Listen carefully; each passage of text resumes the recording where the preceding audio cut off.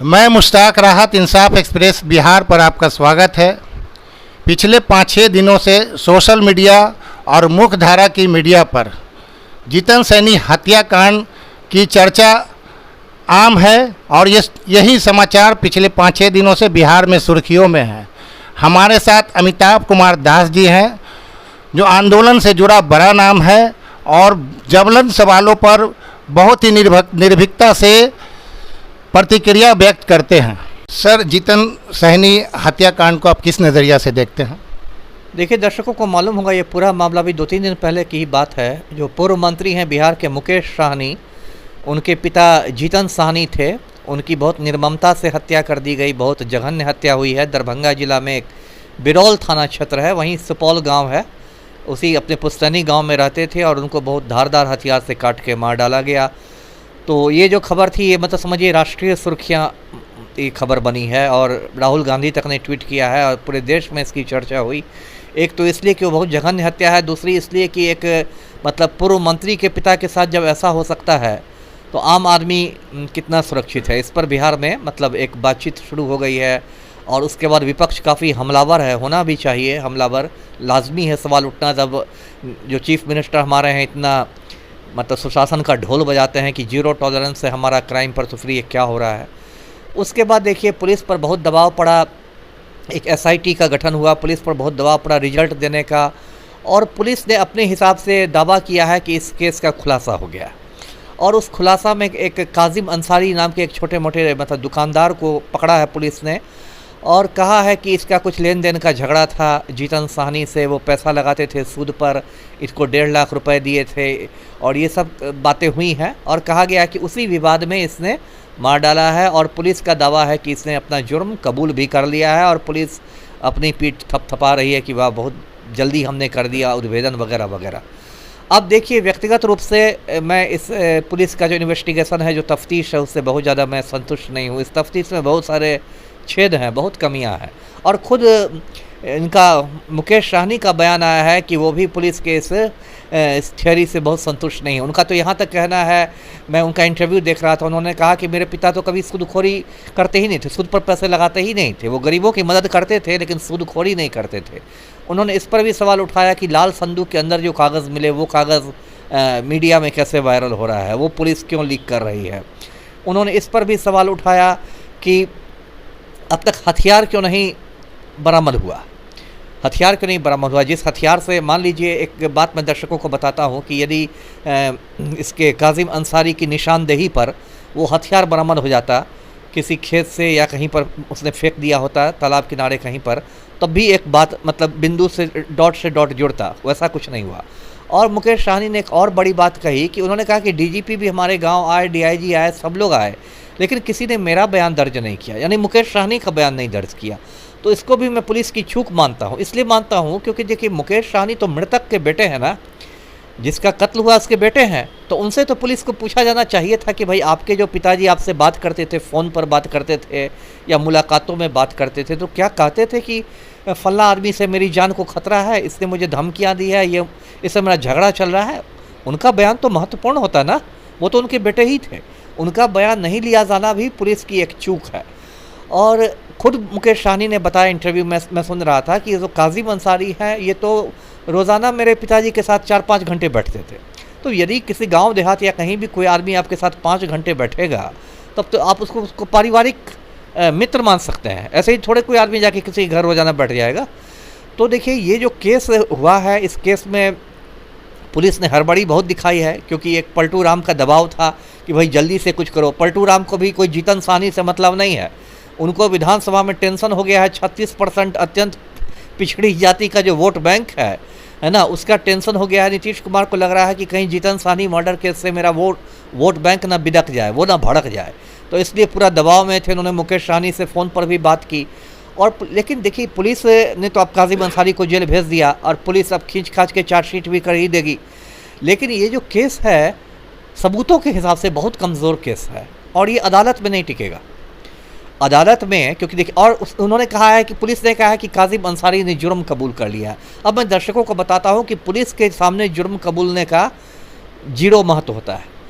क्योंकि पुलिस किसी भी आदमी को यदि टॉर्चर कर देगी, 50 डंडे मार देगी, तो कोई भी आदमी जुर्म कबूल कर देगा कि हुजूर हम ही ने किया था, मार से बचने के लिए। तो उसका कोई नहीं होता, इसलिए वो भी, उसमें भी नियम है। अब तो सबका नाम भी बदल गया है, CRPC सबके नाम बदल गए हैं, उसमें भी ये भी नियम है कि मजिस्ट्रेट के सामने बयान दर्ज कराया जाए। जैसे जब CRPC हुआ करता था तो 164 का बयान दर्ज होता था मजिस्ट्रेट के सामने। तो ये जो केस हुआ है, मैं SP का भी प्रेस कॉन्फ्रेंस देख रहा था, दरभंगा SP का भी, इस पूरे केस की जो तफ्तीश है ना, बहुत कमज़ोर तफ्तीश की गई है।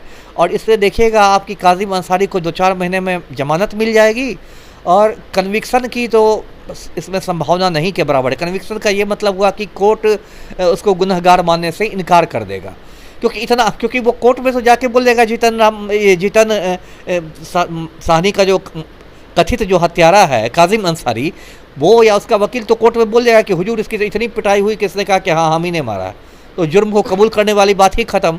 हथियार आपका मिला ही नहीं है, हथियार मिला ही नहीं है। जो मृतक है उसके पिताजी के कह रहे हैं कि वो मेरे पिताजी सूदखोरी नहीं करते थे, मुकेश सहनी कर रहे थे, पुलिस की छड़ी में ऐसे ही छेद हो गया है ना। और उसके बाद वो कह रहे हैं कि मेरा भी बयान दर्ज नहीं किया गया। तो इस पर भी सवाल उठेगा कि पुलिस क्यों बच रही है, क्या किसी बड़े मुजरिमों को बचाया जा रहा है? देखिए, मेरा तो अभी भी मानना है कि पूरी तरह ये राजनीतिक हत्या है, पॉलिटिकल मर्डर है। इसकी बहुत सारी वजह हैं। मैं दर्शकों को याद देता हूँ कि 2-3 महीना पहले मुकेश सहनी को जो वायु श्रेणी की सुरक्षा मिली हुई थी, भारत सरकार ने दी थी, उसको भी वापस ले लिया गया था। तो इन सब बिंदुओं पर पुलिस ने कोई ये नहीं किया है, तफ्तीश को हिस्सा ही नहीं बनाया है, और इस पर चर्चा भी नहीं हो रही। तो ये केस बहुत कमज़ोर बना है। और ऐसे आप कह सकते हैं कि मतलब जो काजिम अंसारी, आप कह सकते हैं कि उसको एक कुर्बानी का बकरा बना दिया गया कि जल्दी जल्दी फाइल बंद करो, किसी को भेजो, है ना। लेकिन ये केस जो है वो बहुत कमज़ोर है। और देखिए क्या है कि बिहार में तो अभी इतना क्राइम बढ़ गया है, देखिए इतना अपराध बढ़ गया है कि क्या मतलब खास आदमी क्या आम आदमी सब लोग मतलब ये त्राही कर रहे हैं, त्राही कर रहे हैं, इतना क्राइम बढ़ गया। अब ये मर्डर हुआ, उसके 24 घंटे के अंदर सारण में तिहरा हत्याकांड हो गया, ट्रिपल मर्डर हो गया। एक आदमी सो रहा था, उसकी 2 बेटियां और उसका कत्ल कर दिया गया। और इसकी इसलिए वजह हो गई है कि जो मुख्यमंत्री पलटू राम बातें तो बहुत बड़ी बड़ी करते हैं, लेकिन खुलेआम वो माफिया को संरक्षण देते हैं। मैं दर्शकों को एक तस्वीर दिखा दूं, जो इंसाफ एक्सप्रेस के दर्शक हैं, कि ये हमारे जो मतलब वज़ीर आला हैं वज़ीर आला नीतीश कुमार, और ये देखिए माफिया डॉन है अनंत सिंह, और इसके सामने बिल्कुल चपरासी की तरह मुख्यमंत्री खड़े हैं, एकदम बेबस आदमी की तरह लग रहा है कि उसकी चपरासी हों। और मैं बता दूं दर्शकों को कि ये बेऊर जेल में बंद है अनंत सिंह, और बेऊर जेल में इसको तमाम सुविधाएं मिली हुई हैं जो किसी कैदी को नहीं मिलनी चाहिए। इसको मोबाइल की सुविधा मिली हुई है, मोबाइल पर पूरे गिरोह को संचालित करता है। इसकी पत्नी नीलम देवी मोकामा की MLA, उससे बात करता है मोबाइल पर।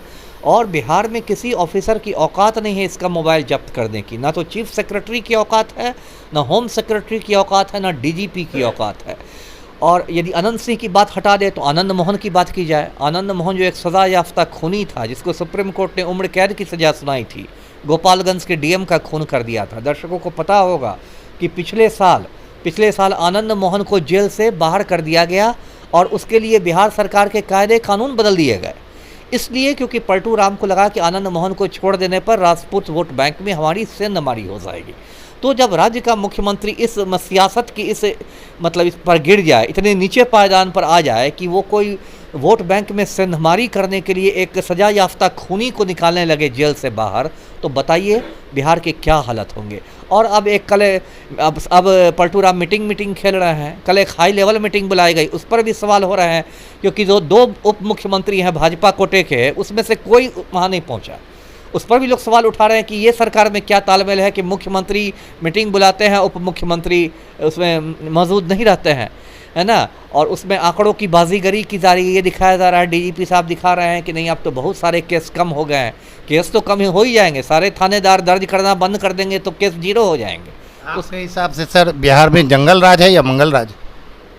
मंगल राज छोड़िए, जंगल राज भी छोड़िए, ये महाजंगल राज है, या जल्लाद राज कहिए तो वो और बेटर होगा। ये बिहार में जल्लाद राज चल रहा है। पलटू राम जो है वो भाजपा की कठपुतली बन गए हैं। ये तो कठपुतली हैं ही, क्योंकि जो दिल्ली में बैठे हुए हैं तड़ी पार, वो इनको नचा रहे हैं, ये तड़ी पार के इशारे पर नाच रहे हैं। और ऐसे हाल के तो कुछ महीनों में आप पलटू राम के दिमागी हालात पर सवालिया निशान हो रहे हैं। किसी का पैर पकड़ रहे हैं, कुछ से कुछ बोल रहे हैं, मंत्रियों का सर टकराने लगे हैं। ये तो मतलब लग ही नहीं रहा है कि कोई नॉर्मल शख्स काम कर रहा है। जी हमसे बात करने के लिए बहुत बहुत शुक्रिया। जी आपका भी। आप थे अमिताभ दास जी, जिन्होंने हमारे सवालों का बहुत ही बेबाकी से जवाब दिया। इसी के साथ इजाज़त दीजिए, फिर किसी नई वीडियो के साथ मिलेंगे। जय हिंद, जय भारत, आदाब।